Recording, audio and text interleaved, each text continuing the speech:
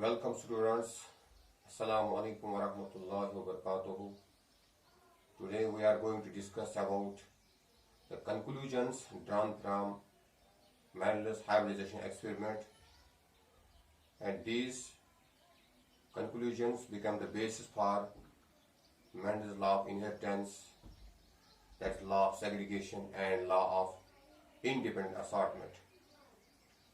And also we will discuss some important terms regarding genetics. First we will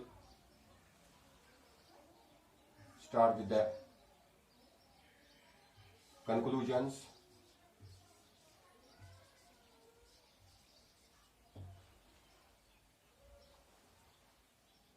Are proposals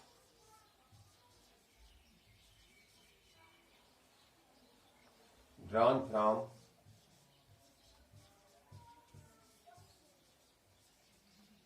Mendel's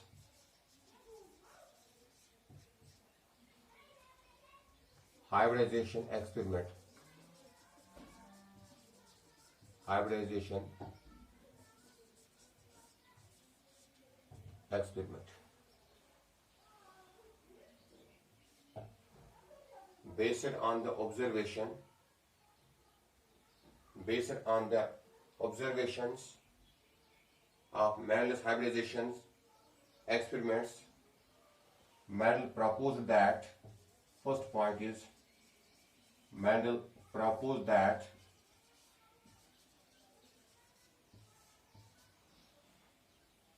something is present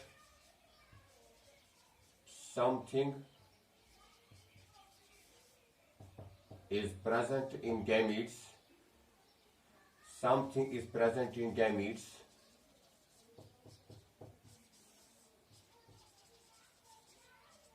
that's male gametes and female gametes that was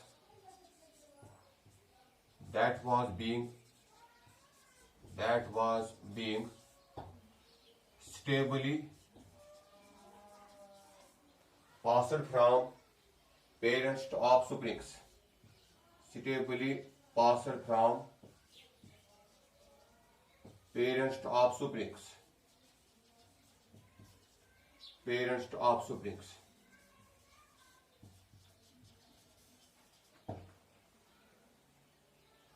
Mendel called this something as factors. Factors, factors. That means factors are present in these gametes, and these factors carry the characters, they carry the traits from parent to offsprings. These factors become the carriers of inheritance. Subsequently, in 1902, two scientists, Bowry and Sutton,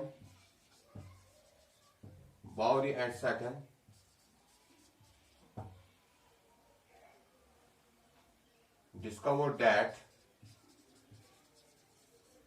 there is a close relationship between Mendelian factors and chromosomes present inside the nucleus of eukaryotic cells. And Bowry and Sutton call these Mendelian factors as chromosomes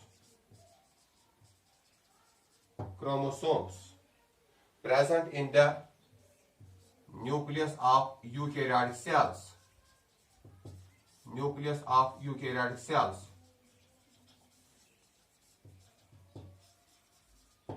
For example, in case of pea plant, every cell contains 7 pairs of chromosomes. In case of diploid cell, it contains 7 pairs of chromosomes. 7 pairs of chromosomes as it is diploid chromosome number that is present in the somatic cells. And subsequently in 1905, it was William Bateson it was again William Bateson,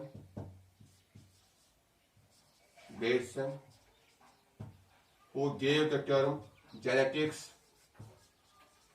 who proposed the term genetics for first time in 1906. William Bateson called these Mendelian factors as,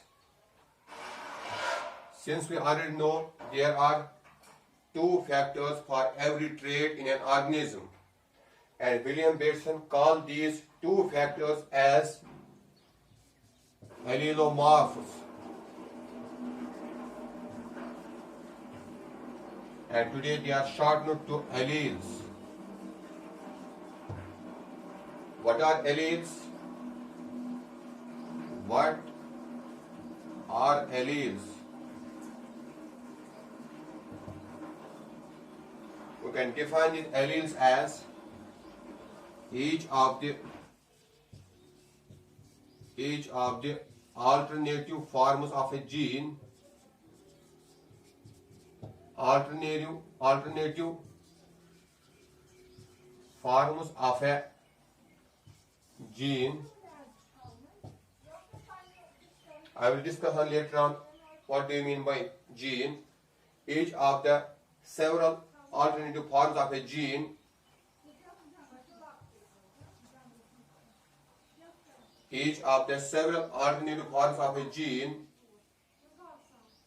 which codes for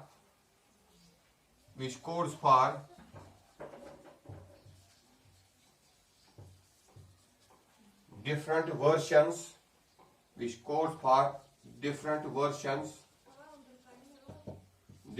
versions, of a particular character,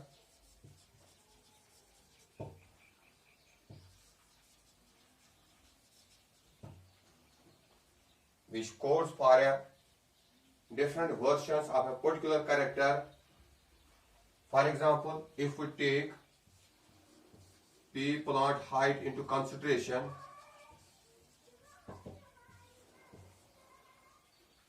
it is having either plants are tall or dwarf, and for tall plant there are 2 factors which are replaced by alleles, means capital T, or in case of dwarf it is small t, or in case of hybrid tall, that means F1 offspring that's formed by the crossing between tall and dwarf plants, which is not pure, it is hybrid tall, or impure, it is heterozygous, it contains alleles as capital T, small t. That means these are different. In this case, the 2 alleles, the 2 factors, they are same, we call them as homozygous. While the alleles are similar, and these alleles may be either dominant, that is homozygous dominant, in case of pure tall plant, whereas in case of this it is homozygous recessive. Homozygous recessive means this parent is not expressed in F1 generation. Homozygous recessive. While as this one, since it contains both factors, that's why it's called heterozygous.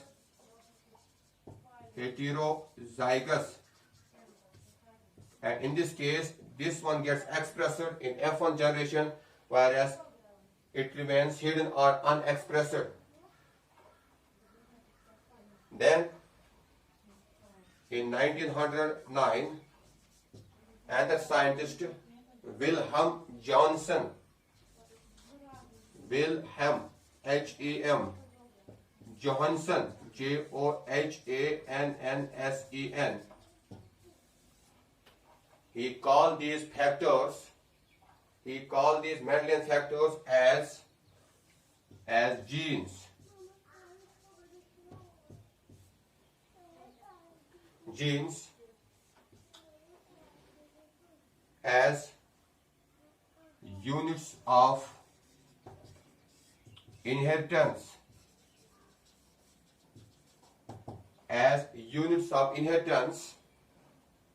that contain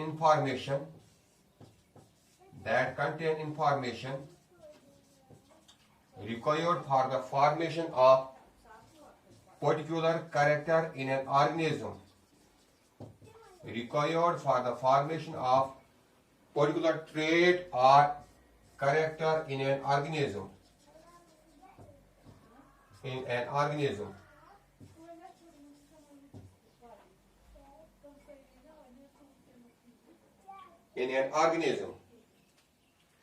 Subsequently, in 1933, it was Thomas Hunt Morgan, T.H. Morgan, M-O-R-G-A-N, while working on, or we can say while experimenting on fruit fly,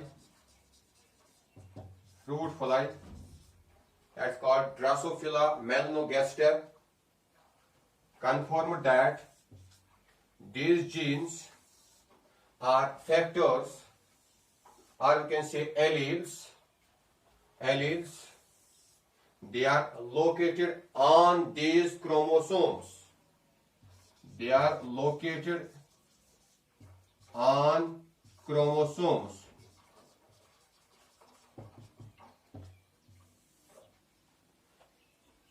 They are located on chromosomes. Like this, the chromosome,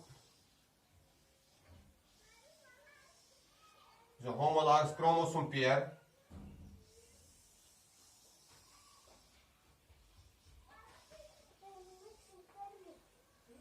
it's a homologous chromosome. For example, you have in these chromosomes, alleles or factors or genes are located. For example, you have one gene A. These are two alleles of the same gene. Similarly, you have B gene here. Again, B gene. These are two factors or two alleles of the same gene. Similarly, you have another gene like capital A, small a. Another gene, small a, small a. These are two genes, two different genes. These are two different genes, A and B. And these are two alleles of the same gene. In this case, the two alleles are similar. It's called homozygous dominant. Since both the alleles are in capital letters, homozygous dominant. And in this case also homozygous dominant. But in this case, one allele is having capital A, second small a, it's called as heterozygous.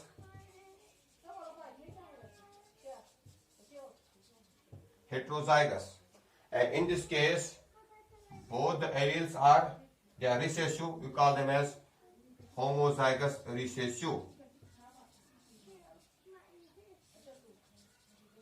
Homozygous recessive. And it was T.H. Morgan, Thomas Hunt Morgan, who confirmed that these genes are alleles or factors, Mendelian factors, they are present on these chromosomes. And when these chromosomes segregate or separate during meiosis, the alleles also segregate, and each gamete receives only one chromosome having its allele. For example, during separation, during meiosis, what happens? The two chromosomes get separated, just like in case of Mendelian factors, the two factors get segregated during gamete formation. Similarly, when two chromosomes get segregated during meiosis, this chromosome contains these alleles, that means one gamete contain these alleles, capital A, capital B, capital A, small e. That means this one. Capital A, then capital B, then capital A, then small a. Another gamete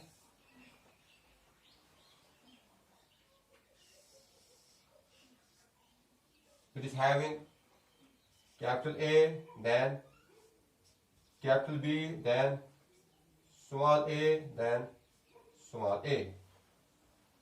That means gametes contain single set, while as these somatic cells or diploid cells contain double set of chromosomes.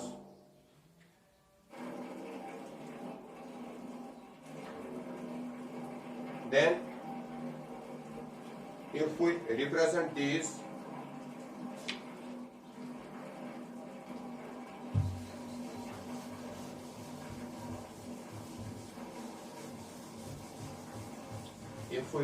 these alleles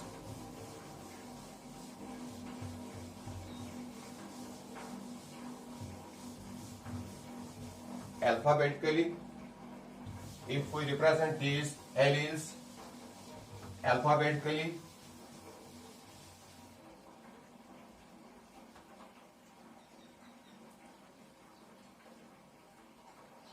if we represent these alleles or factors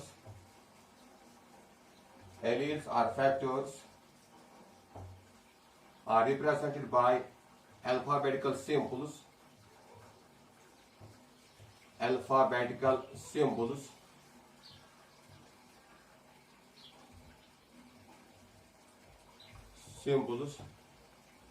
Then capital T is used for dominant trait.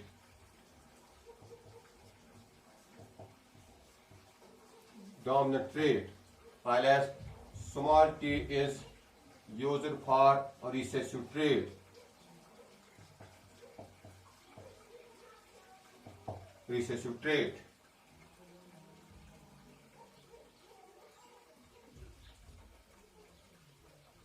For example, in case of plant height,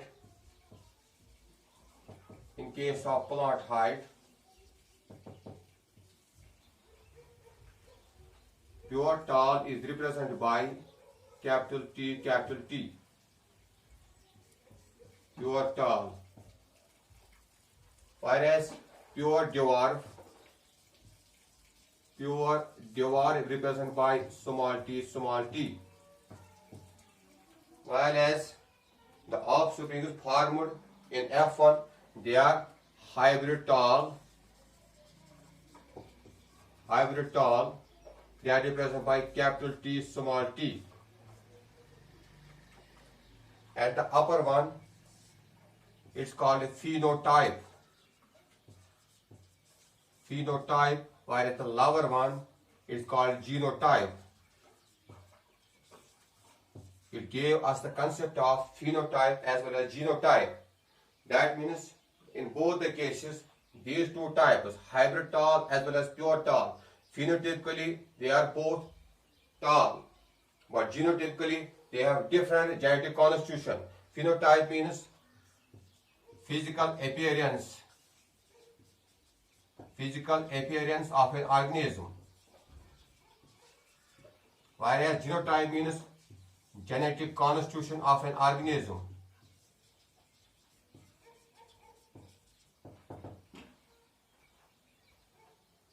Phenotypically, by looking at their physical appearance, both hybrid tall as well as pure tall, they are similar, but hybrid genetically, or we can say on the basis of genotype, hybrid tall is different, it is heterozygous, and pure tall, that is homozygous dominant.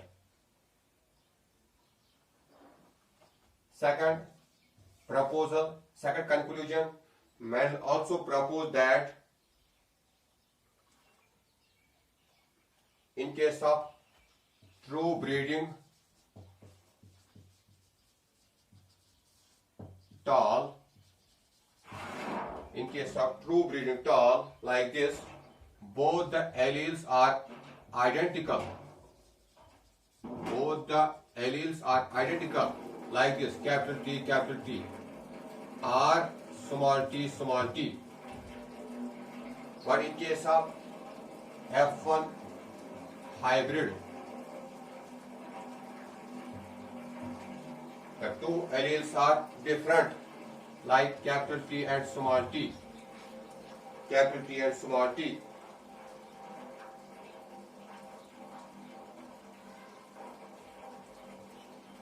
Now, in order to check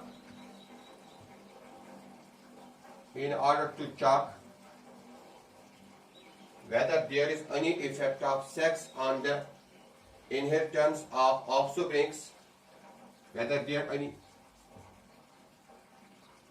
effect of sex on inheritance, that in case of maternal inheritance. In order to check whether there is any effect of sex on inheritance of characters, Mendel did and the cross, that's called as reciprocal cross.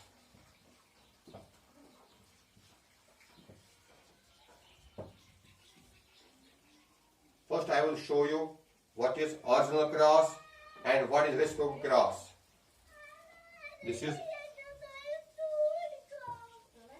original cross. For example, we take character as seed shape. In this character you have two traits. One is round and second is wrinkled. Round or smooth versus wrinkled. And in case of original cross, what happens? Pea plants having round seeds.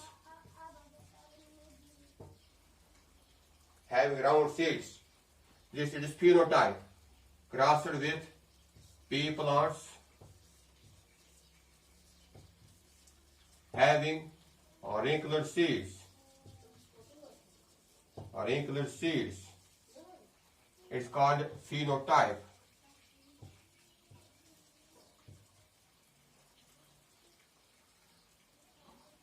Genotypically it is capital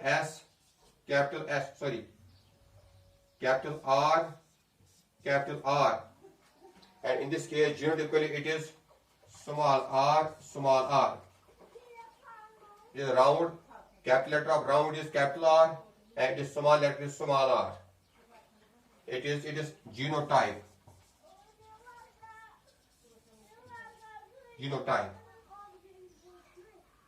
Since we already know that the plant having round seed, it is dominant because it gets expressed in F1 generation.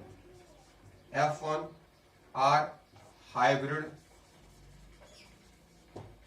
plants. When these two plants are crossed together, they form an F1 hybrids. F1 hybrid plants are similar to only one parent, that is dominant parent. They are having hybrid plants are having round seeds.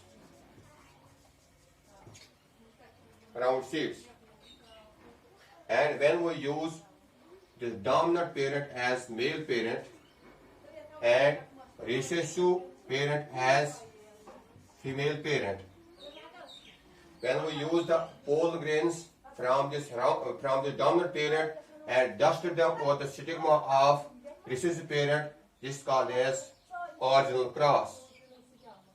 But in case of reciprocal, we change the sex of their parents. That means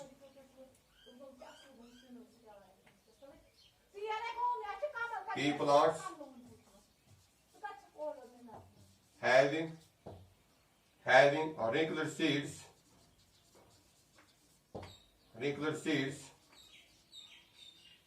crossed with pea plants having round seeds. And in this case, this one is used as female parent and this one is used as male parent. That means recessive parent are used as male parent and the dominant one as female parent. F1 offsprings formed, they show the same results as in case of orthogonal cross. That means there is no effect of sex on the inheritance of character, which means that hybrids are again pea plants having round seeds, which means that in both the cases result remains the same, which means that there is no effect of femaleness or maleness on the inheritance of a particular character. Then another term, in order to check the purity of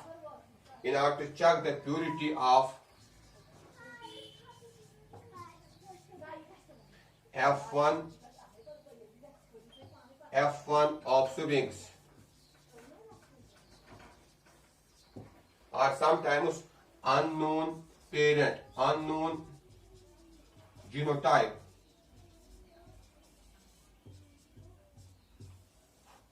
Mendel did another cross that's called as test cross.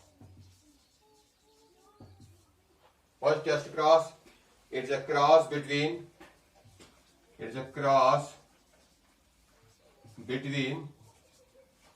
unknown genotype or F1 hybrid, unknown genotype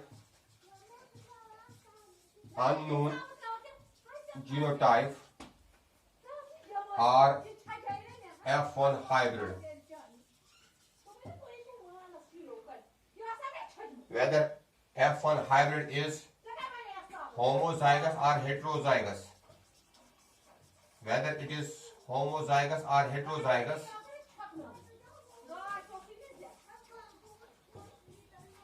it is testified with the help of test cross, or sometimes if we want to know the genotype of unknown plant, we go for test cross. Test cross means cross between unknown genotype of F1 hybrid with its recessive parent.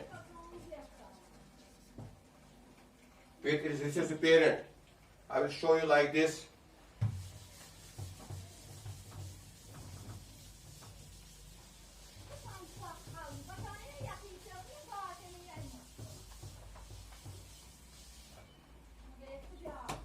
What is test cross?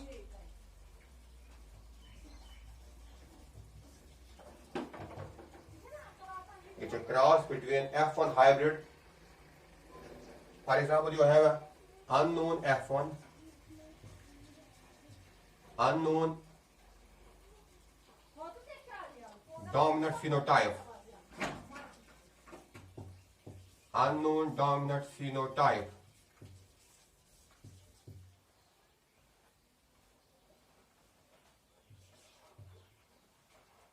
and if this unknown dominant phenotype is homozygous, if it is homozygous,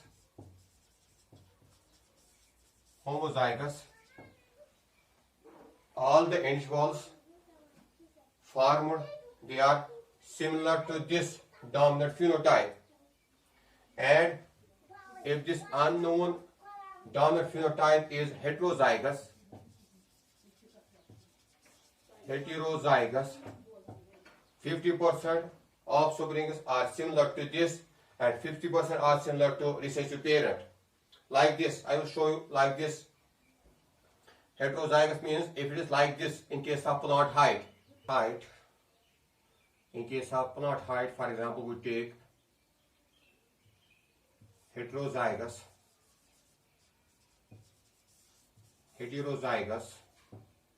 tall, having the genotype capital T, capital small t, crossed with its recessive parent, that is homozygous dwarf. Homozygous dwarf having the genotype small t, small t. This parent is as male parent and this one as female parent. What happens during gamete formation? It forms two types of gamete like capital T and small t. It forms single type of gamete, small t and small t. Then after pollination followed by fertilization, it forms genotypes as well as phenotype like this.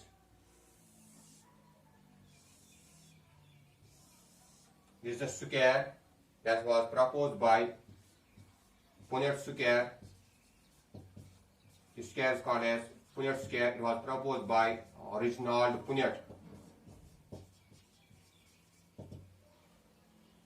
And in this Suker, if we know the genotype of gametes, we can easily predict the genotype of their offsprings. In this Suker, we took this male gamete on one side and female gamete on other side. Male gamete capital T and small t. Female gamete small t and small t. If your unknown genotype is heterozygous, it forms this capital T. If male gamete has a possibility to fuse with this small gamete, form diploid zygote capital T, small t. Similarly, this also has a possibility to fuse with this small t, capital T, small t. This one and this one, small t, small t. This one and this one, small t and small t. Which means that this is their genotype. Phenotypically, these two are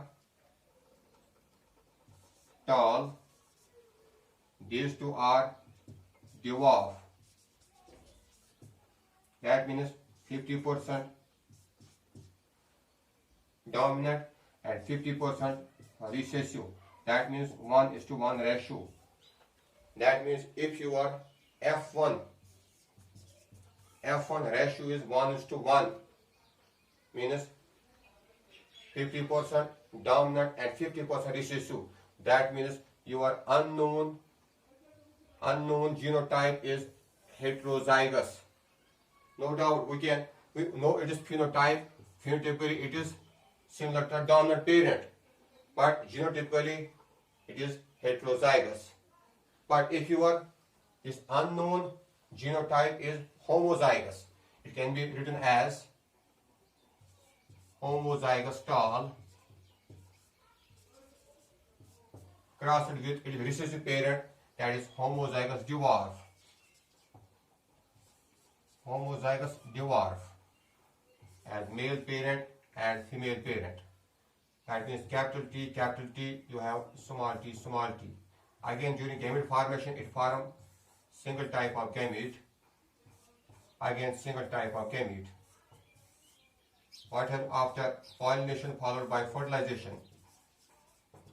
It forms genotypes as well as phenotype like this.